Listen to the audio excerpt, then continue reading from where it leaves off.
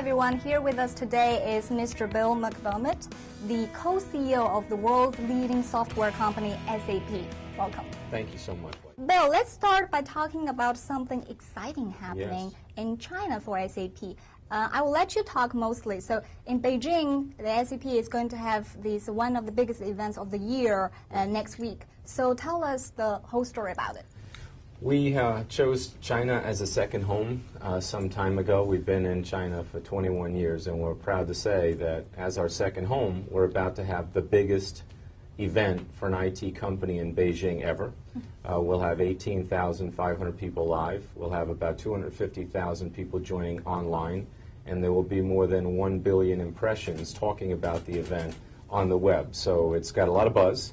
And I'm very proud to say a great president and friend of mine is going to be with me, Mr. William Jefferson Clinton. And I think it'll be just an unbelievable event for the world to see SAP innovation in China, for China, come to life. And also you recently mentioned that cloud computing is growing very fast, 3-digit in Europe in particular. What is it looking in China?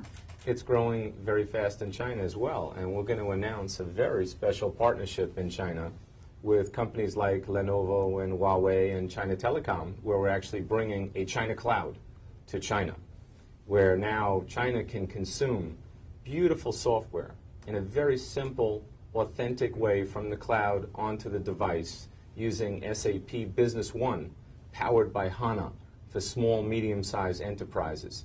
It's an exciting time for SAP and for China. But we've also done a good job, I think, of really personalizing everything in China for China. For example, not only do we innovate in China and build great products in China that we export to the rest of the world, but we're really helping China's consumption-driven economy now, because we've created 6,000 or 7,000 jobs in the last 3, 4, 5 years.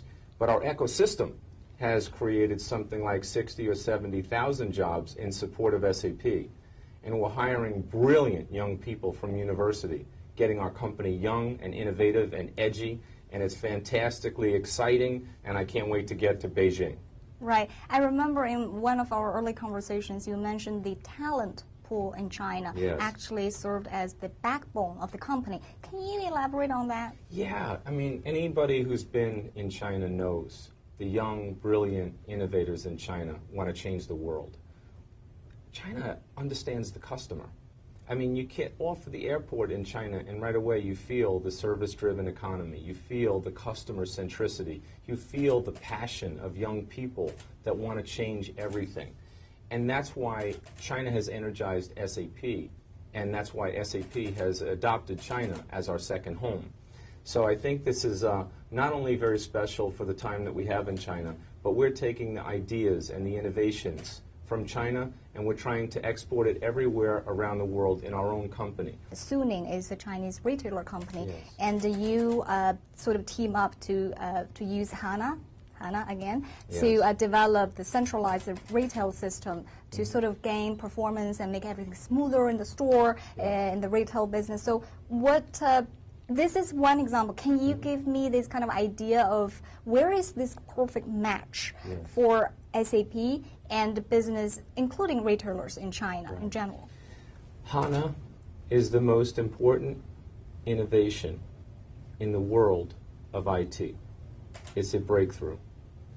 It is the world's fastest transactional and analytic database, and it enables retailers to predict what their consumers are likely to buy based on their previous likes and behaviors.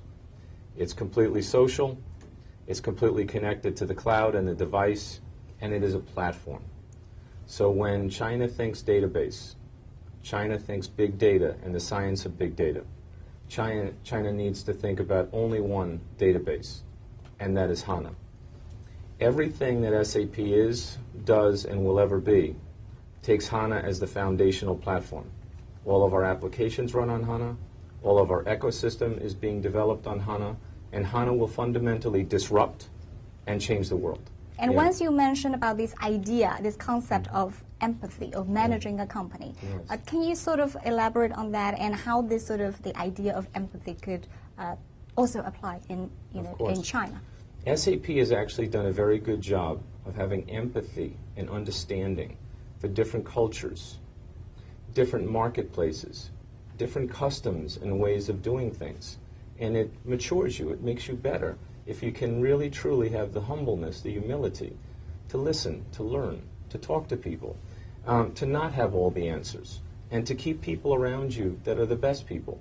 One of the great examples of this is SAP receiving the Employer of Choice Award in China this year. What an honor. I mean, it wasn't too long ago that we were, pretty small relative to our size and scale. Now China is a standalone region in our company, and it reports directly to the top of our company. So it's no longer a piece of our Asian business. China is its own structure, its own entity within the corporation. Personally, what, when you travel there as the CEO of the company, also as just a regular visitor, what really impressed you most? It reminds me of me when I was young. I mean, really young, because I see people that are so ambitious. They have so many dreams, and they have such passion, and they want to get ahead. They want to be something in this world. And that energy, that vibrance, you just can't mistake that. And I just love the feeling to see people that are hungry and they want to be great. And that's the way I felt, when I was 17, 18 years old, or 25 out of university. Just wanting to be great, wanting to do some great things. And that's what I meant by that customer centricity and that service-oriented culture. I feel that in China in a way that I don't feel it anywhere else in the world right now. What is your vision for, say, for the next 5 years in this market? And in particular, if we put it in numbers, like how much growth you would see coming out of this market for SAP? I think the most important thing about our growth ambitions in China is to recognize that as long as we understand it's the customer and the customer alone that determines whether we are successful or not, and we maintain that humility, that unwavering humility and commitment to the customer, we'll be fine. But our goal and our ambition is to make beautiful software that makes people's lives better. It's easy for them to use, easy for them to consume. It makes them more productive. It makes them happy. If we can do that, we will change the world. And I truly believe in the next 5 years, it would not surprise me if China was the #1 market in the world for SAP. We are already the #1 business software company in the world for China's largest establishments. There are 40 million small and mid-sized establishments in China. I've already told the team we have to have at least a million small and mid-sized companies running SAP software in China in the next few years. And I truly believe we can do it. So if we have the biggest ones that are happy, the smallest ones that are happy, it'll happen because we cared enough about our customers and we had empathy for what they were trying to do for their customers that we won the game. And that's the dream. We wish you all the best in China, every success in China. Thank you so much. Thank you very much. Thank you so much. Thank you. Enjoyed it so much.